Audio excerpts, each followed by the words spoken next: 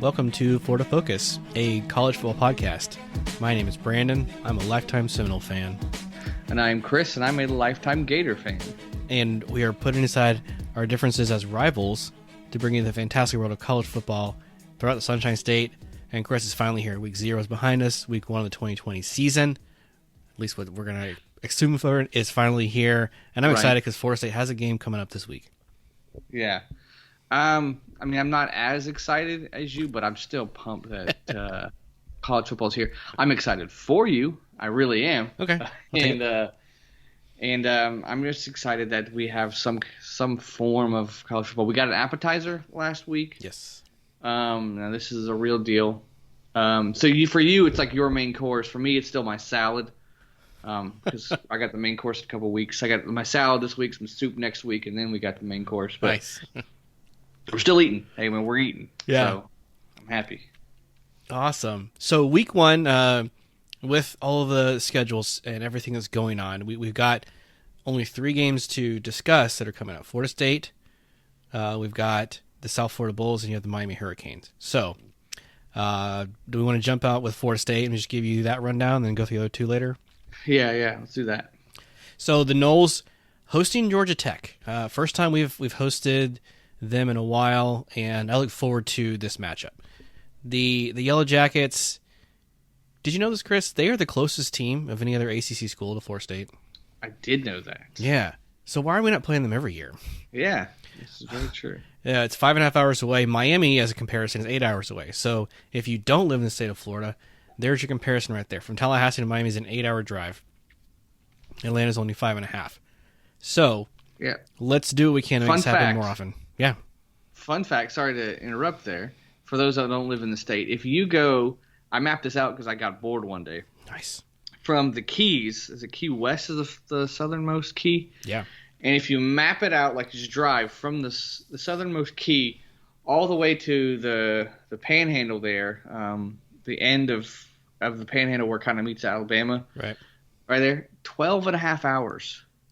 It's wow. 12.5 hours. This state is a long state. It's a long state. So Miami's at the bottom, like towards the bottom, and Florida State's kind of up in the Panhandle. So yeah, right. It's crazy. That is a cool fun fact. I don't think I knew that specifically because it's southernmost point in the U.S. I think so, yeah. Wait, is Hawaii? They're probably counted as contiguous U.S. Oh, okay. I would think for that little stat. Yeah. But anyways. So, yeah, that's pretty cool. But, I mean, just a real quick point there. The SEC, where the Gators play, just don't span this type of country. And you've got Florida State playing in the same division as Boston College, which literally spans the entire Atlantic coast.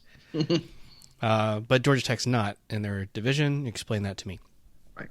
So, anyway, Georgia Tech expected to finish last in the ACC. This is only their second season removed from the triple option with Paul Johnson. Jeff Collins is a pretty good coach. He was at Temple before.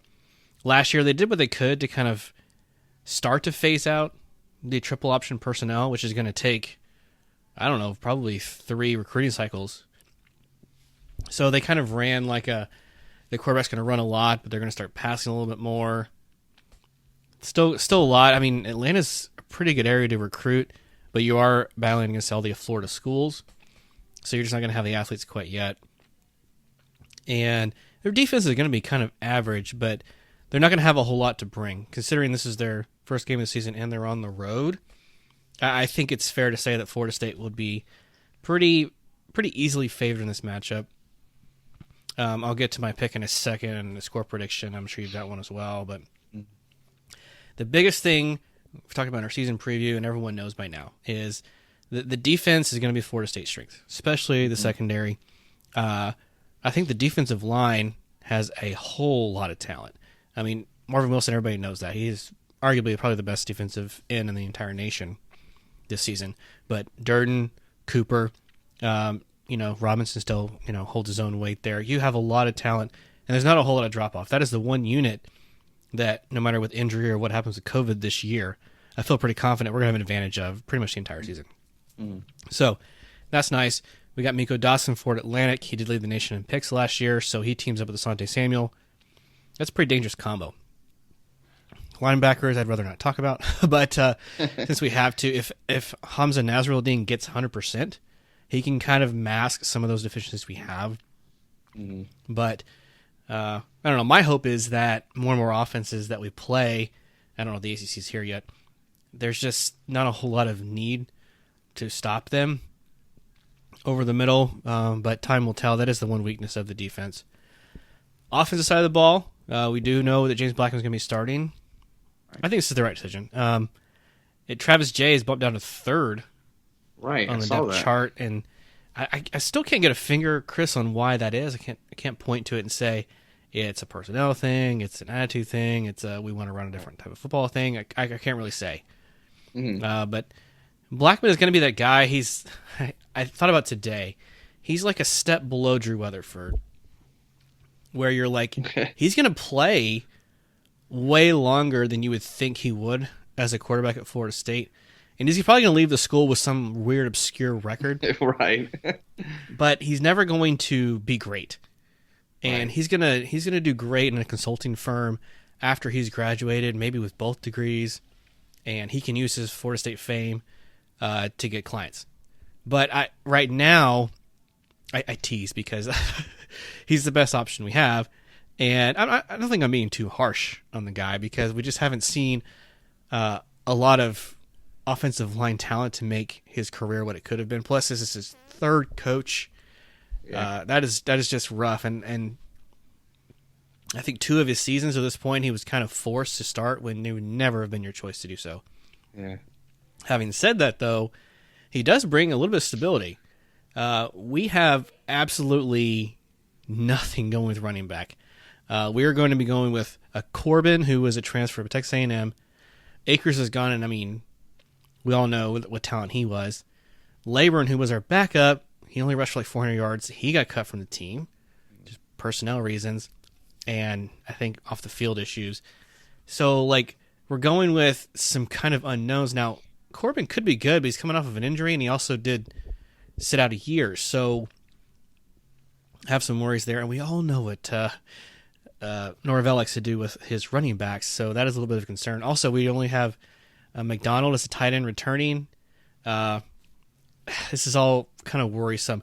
Wide receiver core, obviously, Tamarian Terry, probably top 10, 15 wide receiver in the nation. Other than that, you got some question marks. You got some guys leaving. DJ Matthews is just, we don't know. Right. He was going to be your number 2 guy, and this week he kind of went on his own on Twitter and said, I got COVID, and he hasn't been back to practice, and coach hasn't heard from him. So we really can't even plan to have him this year. Right. If he does show up and perform, then that's just icing on the cake. So just a lot of question marks. You know, how does the offseason factor into this? No one will know that for certain until the play actually starts. But it is at home. Florida State does not have to go to Atlanta, so that's nice. Yeah. You get your first game. We kind of talked about how important that one is to set the tone for it. I think that the defense will start to figure things out. It's going to take a couple of games, but I know that they have the talent to kind of mask that until the first month or so. It's kind of under their belt. So I hate to be cliche because I feel like I say this every season of the game, like closer than the experts think. But I'm going to take the Noles 24-20 in this one. I don't think they cover the spread. It was 11, it's 12.5, so somewhere around there. I'll take Florida State to win, but I think it will be close, and it probably shouldn't be, but you have so many other things to consider other than just the direct matchup, so I'll take them by 4. Okay. Wow, I was surprised with the close score there. What you said about the team is right, and if you start on offense, it's good if you're gonna have a new coach to have an experienced quarterback like Blackman. I don't know if we've seen his ceiling though. I think we might have, which you know what you're gonna get with him at this point.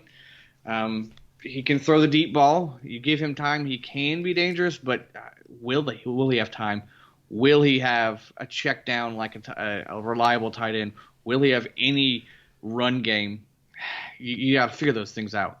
And outside of Terry, you know, if you get a good defense that can double him up or take him out of the game, then what?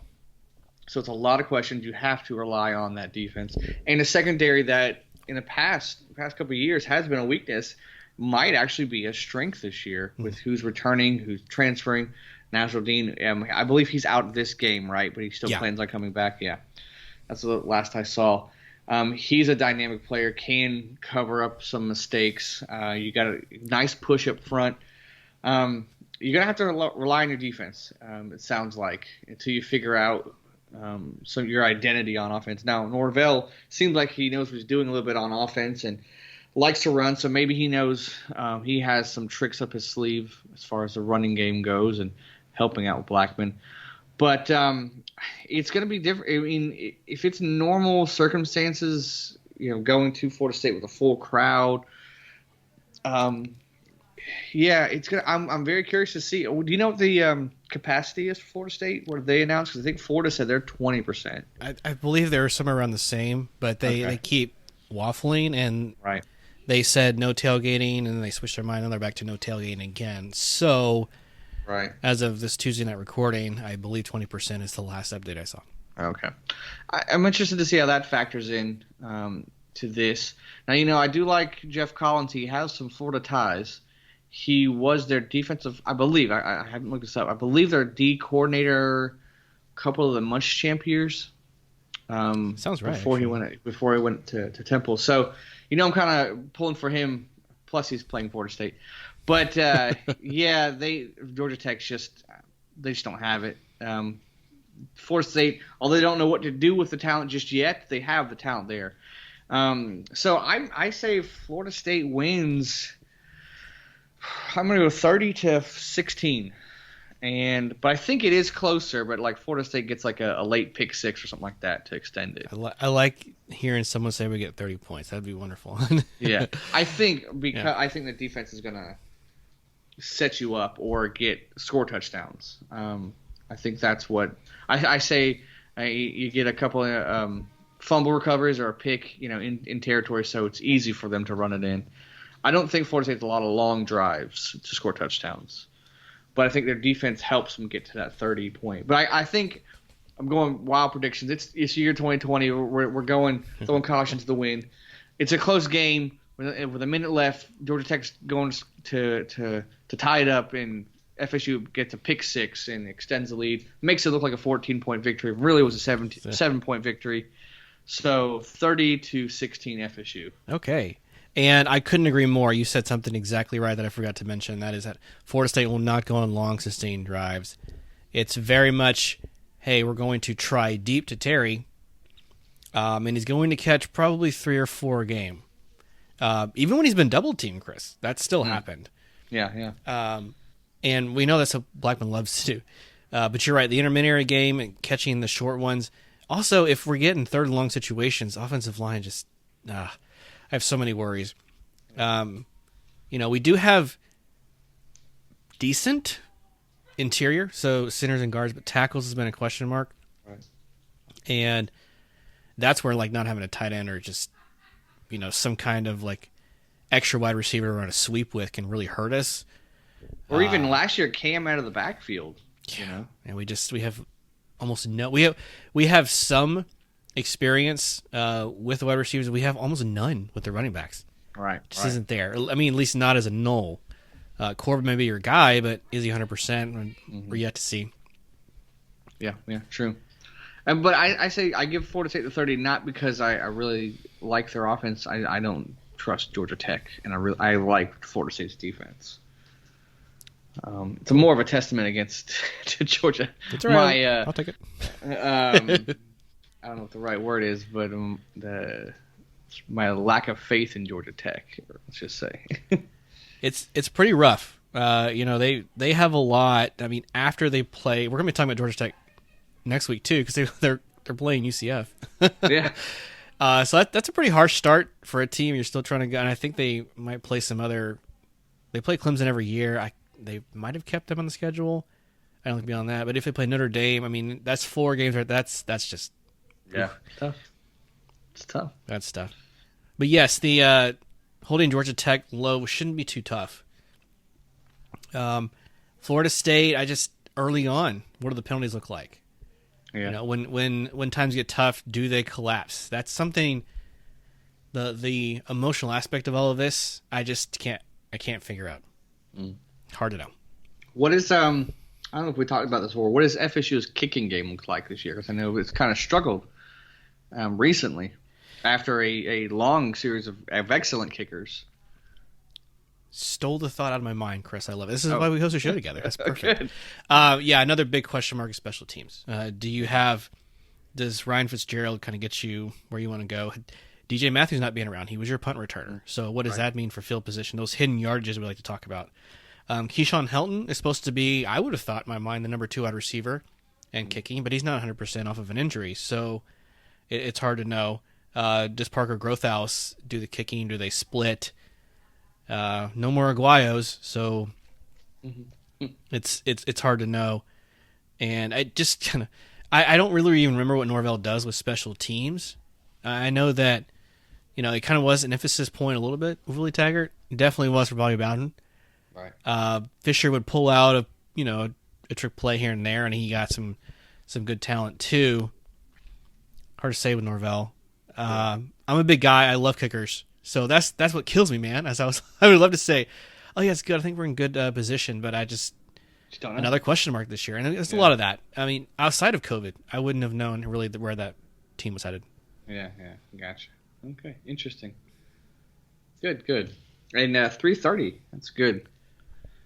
Good time to start. That's the best time Force is going to get ever, unless they're playing. I think we have a night game against Notre Dame, but.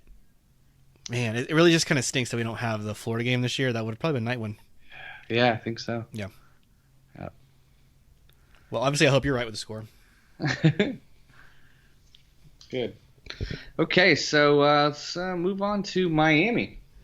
If you are done with the Noles. That's it. Yeah. Let's do it. So this game, Miami hosts UAB Thursday night. And UAB has already had a game under their belt. They won Central Arkansas, I believe. They only won by I want to say 7 points. No, 10 points. Closer than I guess it should have been. So, Miami, Diaz is back. He's looks like they got a lot of good things rolling from them. But the big story, I guess I would say two big stories is De'Aaron King, the transfer, who's a really big get for them because they have just been unstable at quarterback the last couple of years. Unstable on offense, really. They've had some stars, but nothing consistent. And they're hoping that he can be that consistent star on offense. You got a guy like Jordan coming back at tight end. He's really, really going to help, who probably first, second rounder. A lot of people are projecting. So that's going to really help this new quarterback who is talented. But really, I mean, the defense is kind of their bread and butter. Although you don't have – the other story is Greg Rousseau's not there. He's opting out this year. Just another guy who's, first, second rounder. Yep. Who isn't there. So I think it's going to hurt them a little bit, but I like their depth just all around. And I like Diaz. I mean, Diaz is a defensive guy, so I think that's going to help. And, yeah, UAB, they have a victory, but I think that you think it would have been a little bit more of a spread there. So I'm going to go Miami at home, and I think maybe 3 touchdowns. Okay. I think you hit the high points really, really well. De'Aaron King, probably the best, I won't say free agent, but the best transfer pickup in the nation. Yeah. I mean, 50 touchdowns when he was at Houston. You can't overlook that, and you best believe that UAB won't. I think what kind of surprised me a little bit with Miami was their defensive presence and how they've continued to recruit is kind of how low they were expected to be in the ACC. I think they're probably in the middle third, but I mean just above Florida State, and I think they're a better team than that. I was thinking UAB trying to just figure things out. They win by 17 is what I was thinking. It was 14-17, so I wouldn't be surprised by 21.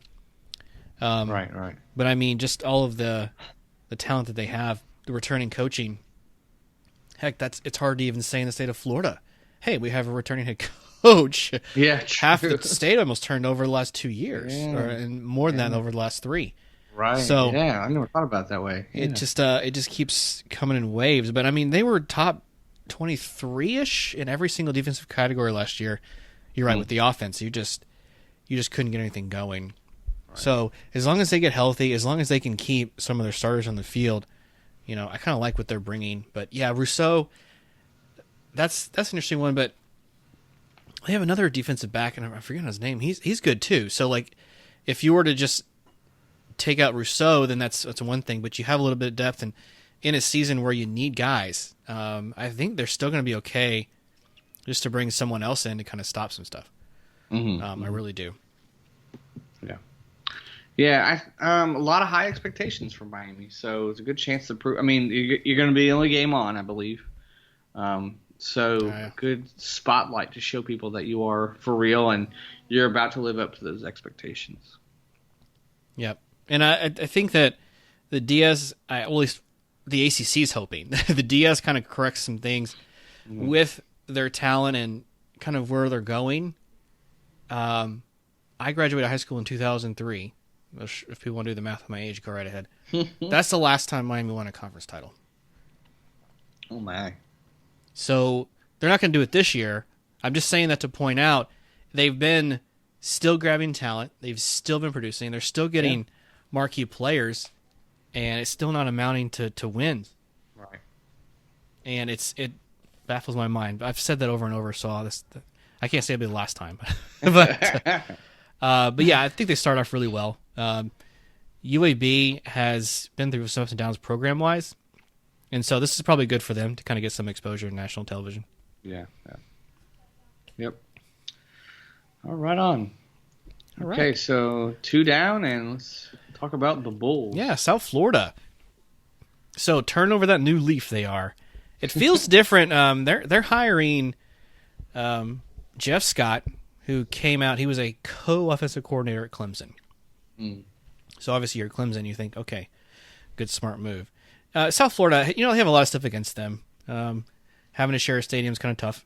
They have pretty decent enrollment, and they live in a big metropolitan area of Tampa, which is probably the second or third biggest city in the state.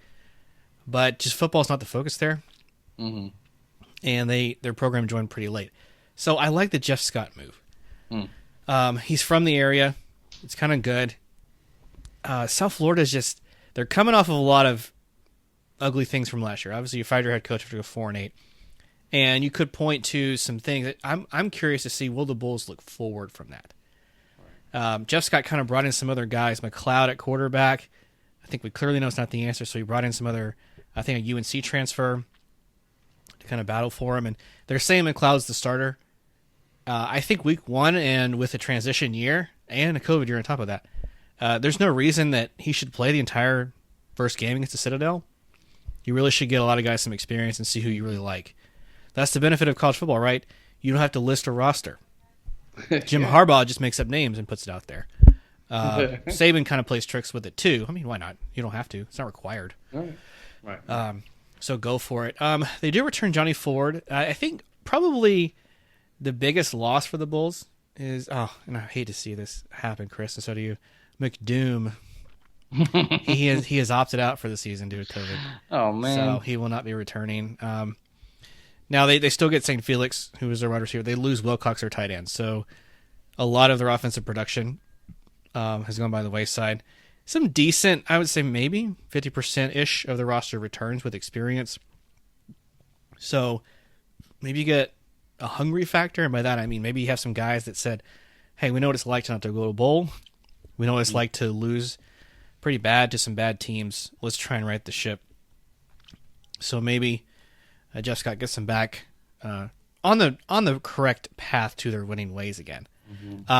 I think it does start with the winning against Citadel. I don't think there's a whole lot that I worry about here. Now, we have seen teams like this win. I think Coastal Carolina beat Kansas last year, if I'm not mistaken.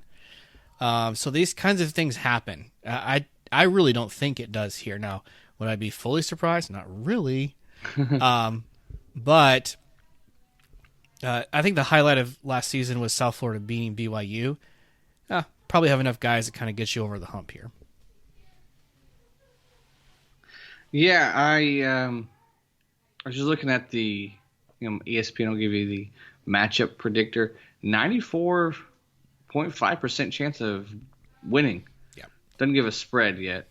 Don't know too much about Citadel, but usually they're bottom feeders. Sure. So yeah, maybe it'll be sloppy at first, but yeah, I think Jeff Scott will get them going, and I think that they'll be fine. And I know a lot of people's and Tampa's football attention is drawn towards the Bucks right now. Yeah.